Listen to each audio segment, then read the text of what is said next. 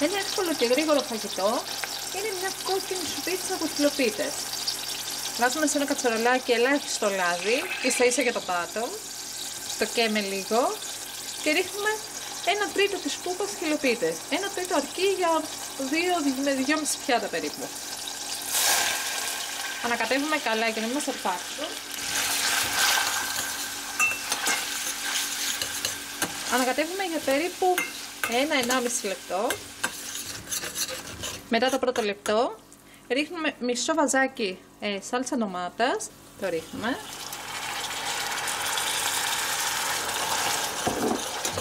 Ανακατεύουμε πάλι 1 με 2 λεπτά. Ρίχνουμε λίγο αλάτι. Ή μπορούμε, αν θέλουμε, να βάλουμε μέσα και μισό κύβο λαχανικό κατά προτίμηση. Επίσης θα ρίξουμε και μία τζούρα ζάχαρη, απλά για να μην είναι πολύ έντονη η γεύση της ντομάτας. Και στη συνέχεια θα ρίξουμε νεράκι βραστό.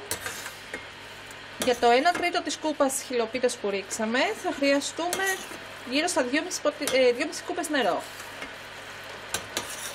Όπως είπαμε λοιπόν, 2,5 κούπες νερό.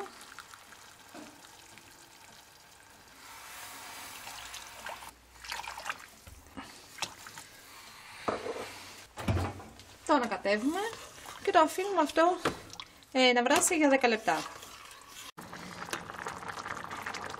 Μετά από 10 λεπτά η σουπίτσα μας είναι έτοιμη. Μπορούμε να τη σερβίρουμε στο πιάτο. Το φαγητό μας είναι έτοιμο. Καλή μας όρεξη!